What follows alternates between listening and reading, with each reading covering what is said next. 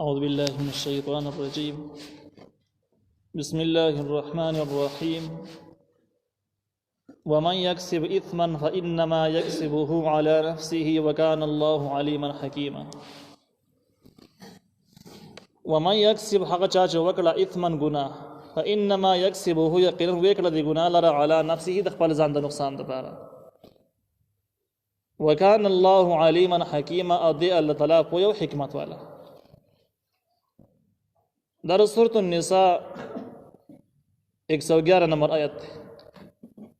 په دې آیت کې الله تعالی د هغه خلکو عقیده رد کړې ده چې کوم دا فکر لري چې کوم هم ګناه وکړو نو د دې ذمہوار پلان کې دی موږ ته بری او زموږ په سر باندې دا ګناه ناراضي. نو دغه وهم او غلط عقیده به دې رد شو چې کوم جرم دې کړی د نو ستا په سر باندې ته به د هغې په سر کې نیولی کېږي ته به مجرم کېږي.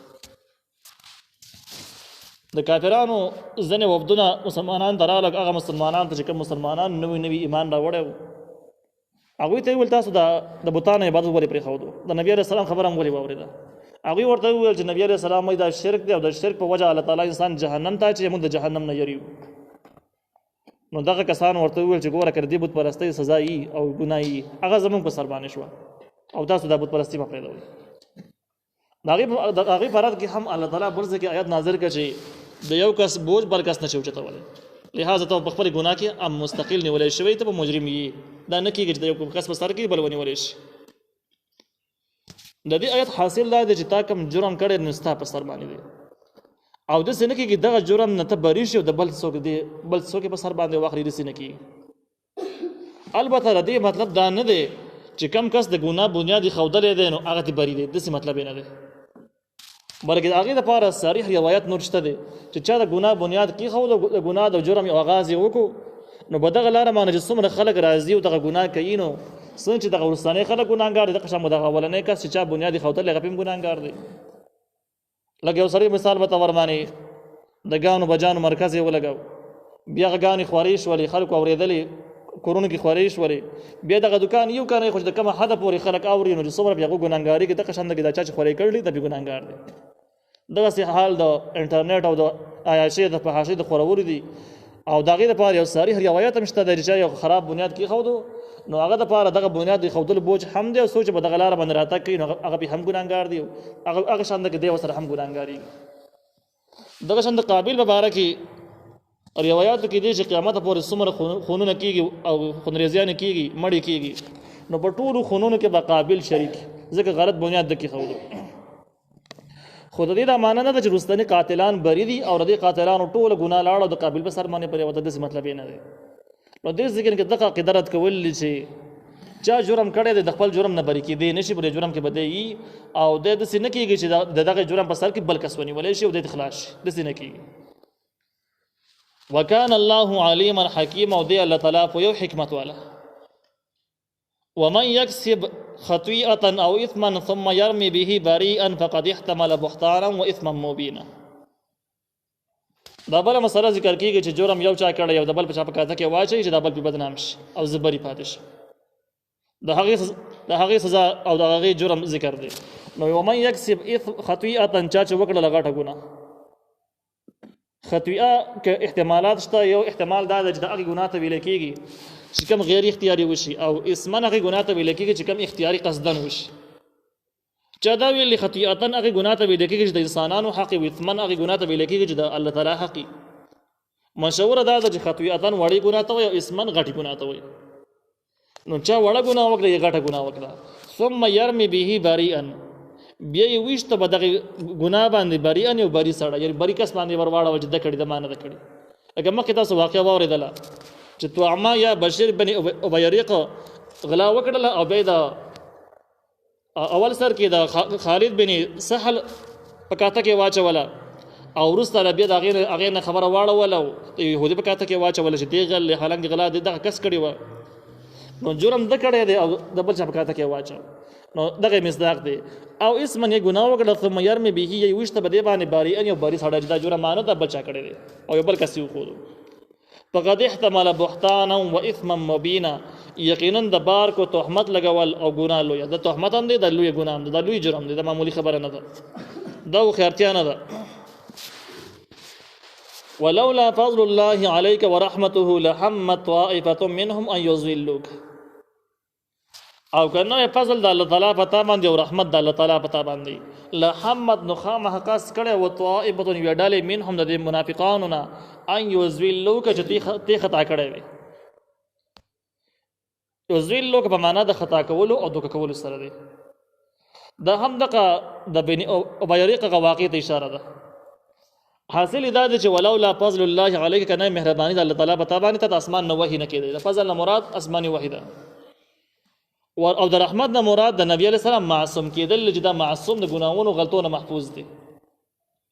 وګدا دا دوه خبرې نه وجدا معصوم نه وي او تامه د اسمان نه وحي نه راتللې. لهم طائفه منهم نخامه قص کړه یو ډالې د دوینا ان يذلوا کې چې خطا کړي وي. مخکې موږ ویلې و چې نبی عليه السلام خاص خیال دا و چې نقلا يهودي کله دا غلاستي کټ او بده په باندې رفع رضیت هم دا خبره کوله چې تبي سلام نبی عليه السلام ته نه راوړی وسته مې پریخي ونه صحیح و ځکه چې موږ ته پته راځي يهودي چې کوم دیغه په دې کې بری سړی دی او مجرم چې کوم دی نه دغه بشیر بني او بيريق. خو نبی عليه السلام ته د غیب علم نو او د الله تعالی خو خدا وجه د نبی عليه السلام معصومیت محفوظ وساتل شي. نو الله تعالی د وحي وکړه چې يهودي بری دی او دغه سړی چې کوم دی دا مجرم دی. نو الله تعالی وایي چې دغه دوه خبرې دغه دوه صفاتونه الله تعالی نوې درکړي نو دغه ډالي د بني ابيريق قبيله به ته گمراه کړي وي. گمراه کېدو په معنا د خطا کول سره دی. ته به خطا کړي وي دوکه کړي وي او ته به بل چل سزا ور کړی وي او هغه سي مجرم بری پاتې شوی او محفوظ پاتې شوی خود سي ونه شو. نبی عليه السلام ته وهم کېدله معصوم مو. نو الله تعالی نبی عليه السلام ته اطلاع ورکړه اصلي مجرم معلوم شو اگر چې و تختیدو او بل ځکه کې بدیوال لاندې بیا مړ شو. وما يذلون الا انفسهم او دوی نشي خطا کوله مگر خپل ځانونه خطا کوي. د دې حاصل دا چې کم کس د بل دوکه کول خواري کوي نو د اول ځان دوکه کړي ځان خراب کړي دي. د الله تعالی په قهر او غضب کې ځان اچولې دي. نو قبل خطا شو خطا نه شو دی خو خطا دی خو ځان ګناګار. نو الله وی دوی نشي خطا کوله الا انفسهم مگر خپل ځانونه خطا کوي. وما يضرونك من شيء او دې ضرر نشي در کوله ته د هیڅ. وانزل الله عليك الكتاب الله نازل کړل وتا باندې کتاب والحکمت او پویا. حکمت نه مراد حدیث سنت. وعلمك خضري تا ما هغه لم تكون چې تنوي تعلم چې پویدلې پی هغه سي درو خدل چې باغې باندې تنه پویدلې دې کې هم دغه واقعي ته اشاره ده چې نبی عليه السلام ته دا پته نه و چې اصلي مجرم څوک دی. وكان فضل الله عليك عظيما او دا مهرباني د الله تعالی په تابع نه ډیره زیاته. نو په دې وجه باندې ټیم پټې مې ته خبر کړی. لا خير في كثير من نجواهم اس خیر نشتره پر ډیرو مشورو کې یعنی ناجایز دي.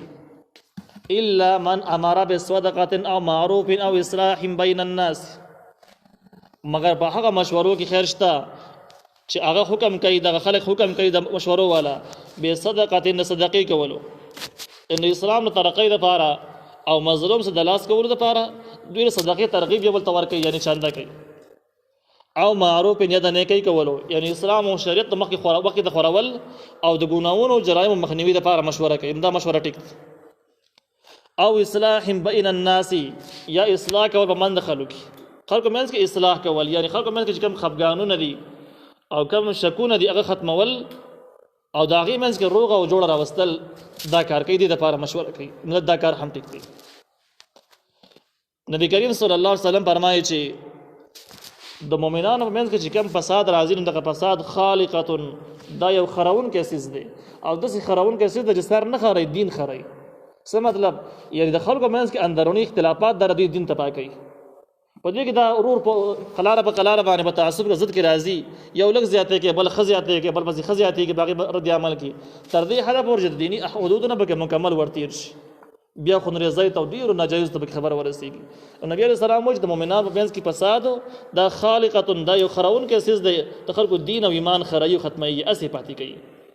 نو دغه سیز چې د دین دشمن دی او اختلافات نو دغه ختمول او دغه اصلاح کول لپاره مشوره کول د یو شرعي حکم دی یو ټیک کار دی. ومن يفعل ذلك چا چې وکړه دا کارونه چې مسلمانانو لپاره د ترقۍ لپاره پیسې را جمع کوله دین مخکې خوراو خلکو منځ کې روغ جوړې راوستلې خدا کارونه کول ابتغاء مرضات الله د پاره طلب د رضا د الله تعالی معلومه کې دا چې په دې کارونو کې صحیح نیت ضروری دی که نیت صحیح نه نو دا کارونه خدي خو بیا به هم ثواب نه ملويږي دا به اسی پاتې کیږي نو دا کارونه چې څوک کوي نه په کار دا چې اول دا نیت وکړي چې الله راضي شي دغه د پر خپل نوم ناموس یا دنیایي شان شوکت پیدا کول په نیت باندې نه نو چې کړه دا کارونه الله تعالی د رضا د پاره نو الله فسوف نؤتيه اجرا عظیما زرد چې موږ باور کو د دې کسته اجر عظیما بدل لو یا جنت بس